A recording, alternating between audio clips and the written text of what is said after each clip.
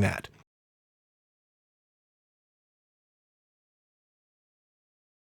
Defensive counter hits, in my opinion, are when that has shifted and you defend yourself with them. I feel like back one also serves that role.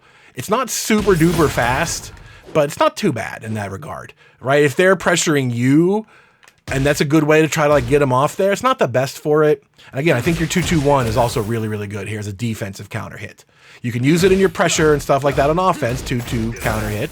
But when they're pressuring you, right, and they did something like you just blocked a down forward one, 2-2.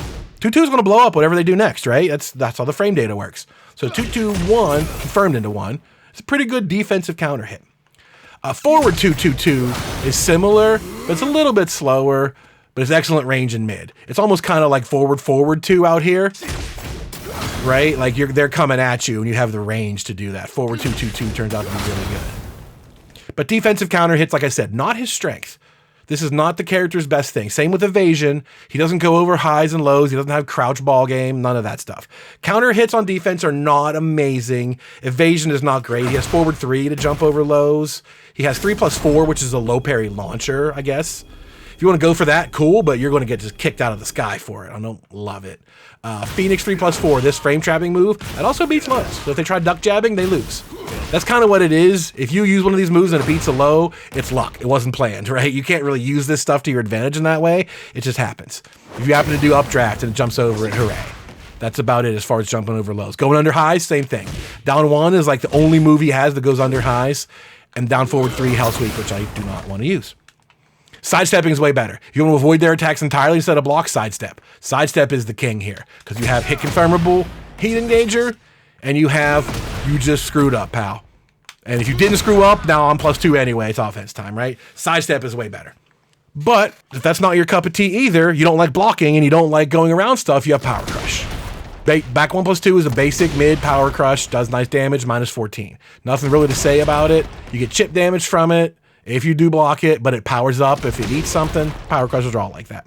Same with Phoenix 1. The 1 button out of your stance is a similar Power Crush. Mid, unsafe, but it does damage, right? If you think they're going to jab you out of your stance, you have this. If you're getting jabbed and beaten up, you have back 1+2 to get them off you. That's about all that it is. It's all you need, right? Power Crushes don't need to do more than that. They're just a better form of evasion. If you're not a character that goes under, around, and over stuff, which he's not, you're fairly stoic, you have Power Crushes to get off until you can make a good read, catch your breath. To that end, the best out of all of them, as we mentioned in the beginning, is back 3. This parry with his little red flash. This is a godlike parry. So back 3 parries pretty much everything as far as I can tell. You get that time freeze. It works on Clive's own sword. It works on chainsaws, everything I can find. This works. Obviously throws are going to beat it and lows are going to beat it. But it's got a long window too. You don't have to get it quite right. It's got a pretty decent window. Whoops. But anyway, you get this time freeze. So during that time freeze, you press 2. Guaranteed damage. He's not even done kicking you. He's frozen and he gets blasted by that. The other thing you could do is 1+2. Same thing, except it switches sides, right? You notice that's basically the same thing as your Phoenix 2-2. Phoenix 2-2 does that very same thing. It charges Tetsuken and changes sides. So if you want to change sides, you press 1+2 to retaliate. If you don't want to change sides, bang, just press 2 and you're done. That is incredible. That is his best defensive tool by a mile. If you think if you can't get out of pressure, just try doing that. It's just as good as Power Crush, right? Its timing might be a little tighter, but not really. It's got really good timing. So you don't have to worry about, ducking under stuff, going under things. Sidestep is really good, but parrying is the best thing that he has. So his defensive counter hits, they're His evasion is not good. His parry is incredible. So that's the core of your defense.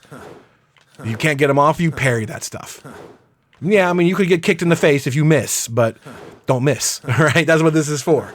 Is I know you're going to come at me. I've got you set up. You're tired of all this stuff. And rather than going for a counter hit like that, I'll just parry. You can do that instead.